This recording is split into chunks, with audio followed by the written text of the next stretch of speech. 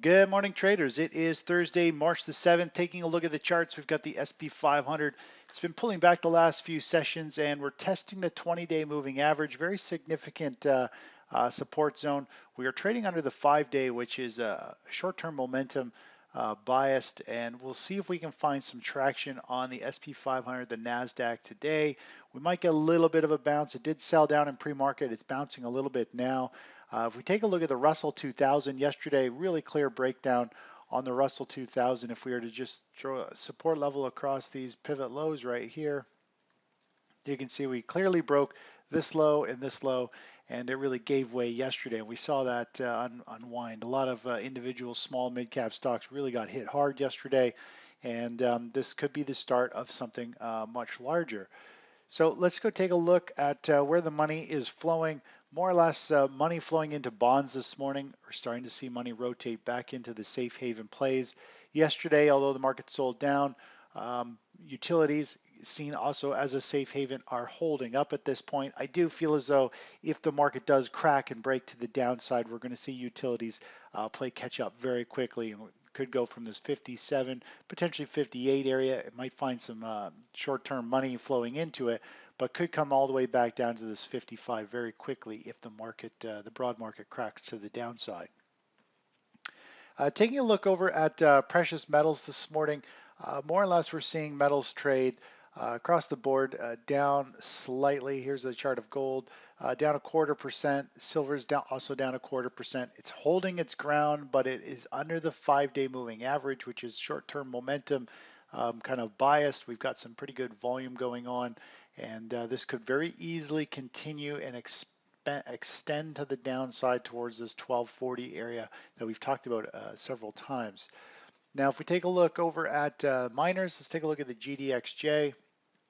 Yesterday, got to the 5-day moving average, and more or less big selling stepped in, continued to push it down. You can see the big volume spikes are all selling here, so there's some pretty decent pressure in the market.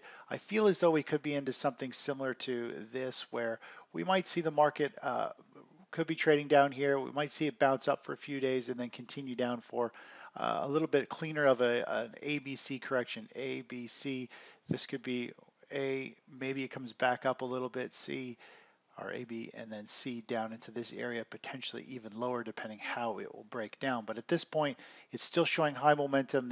We could continue to see some big down bars break this previous pivot low across here, which would flush the market out and set it up for a potential long opportunity. Looking over at the tech sector, XLK, we are net short the tech sector. It's kind of just hanging on here. I think at any point we could see it really give way and we could see a big bout of selling. I do feel as though the big money players are unloading their massive positions in the tech sector, and whenever they step on the sell button, we see some pretty big downdrafts. So that's what we're anticipating, hoping we're going to start to see a pickup in a waterfall event where we just get a series of red bars going into a waterfall sell-off, something like this, or these previous sell-offs here where the market sells down pretty substantially. Looking over at energies real quick, natural gas continuing to flounder, really not too interested in trading that at the moment. Crude oil up almost 1%, but continuing to ping pong around between this floor and ceiling. Obviously, if it breaks to the upside, the next ceiling is around the 61, around the $62 area to the upside.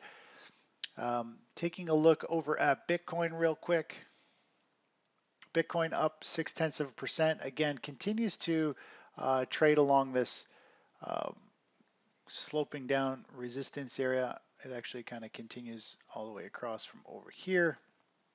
Still holding below that level, and it hasn't broken out yet, but it's showing signs of some life, and it could pop and run at any day here. But we've seen this level, these levels been touched a few times. Each time we've seen it sell off, and we'll just see where it goes from here.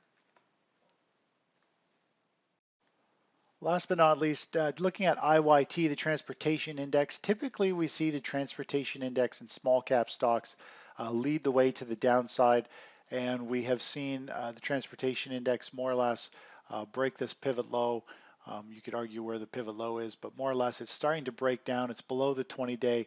We got some big volume here for selling, and this both the small and tech or transports are leading the way lower, and I think it could be just a matter of time before we start to see the large caps roll over. Overall, most of the markets are flashing these oversold market conditions, these lime green areas indicating their buy zones because the trend is still up.